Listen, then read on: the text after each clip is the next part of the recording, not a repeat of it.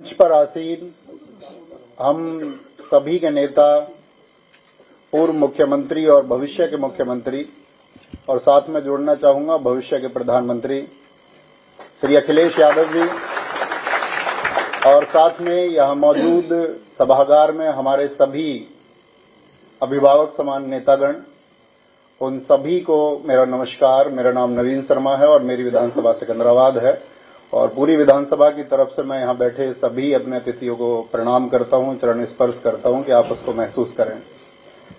दरअसल में अध्यक्ष, जब मैं गांव-गांव जा रहा था, अपनी विधानसभा में लगभग 200 गांव हैं, तो और इस प्रदेश में लगभग अपने छात्रों की संख्या 1.5 करोड़ है, तो उन सबका एक ही सवाल था मुझसे कि आप समाजवादी पार्टी में क्यों, आप समाजवादी विचारधारा में क्यों जुड़े। तो उसका एक बहुत थोड़े से समय में उत्तर देना चाहूंगा कि मैं एक शिक्षक हूं और मैं निर्माण की परिभाषा जानता हूं, एक विध्वंस की परिभाषा मुझे नहीं आती है। और इस समय की जो प्रदेश में सरकार है वो सिर्फ तोड़ना चाहती है, चाहे वो जातियों के नाम पर तोड़े, चाहे वो बुलडोजर के नाम पर तोड़े। लेकिन हमारे अखिलेश यादव जी ने चाहे एक्सप्रेसवे के नाम पर हो, चाहे डिजिटल एजुकेशन लैपटॉप के नाम पर हो, हमेशा एक जोड़ने का काम किया है। तो एक अध्यापक का घर सिर्फ और सिर्फ समाजवादी पार्टी ही हो सकती है। एक शिक्षित व्यक्ति का घर यदि वो नफरत को छोड़ करके उस पैमाने से देखेगा, एक इंसान के नजरिए से देखेगा, तो उस सब को, इस पूरे प्रदेश को अपना घर समाजवादी पार्टी दिखाई देगा।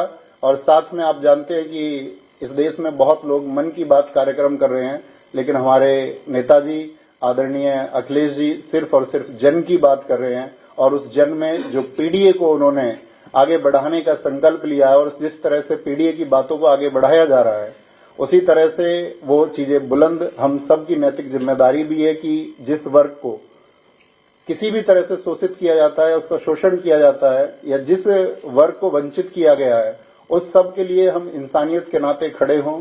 हम बटे ना, कोई हमको बांटने का भी प्रयास करे तो हम बटे ना, और हम कंधे से कंधा मिलाकर के आदरणीय अखिलेश यादव जी को 2027 में बहुत मजबूत बनाएं।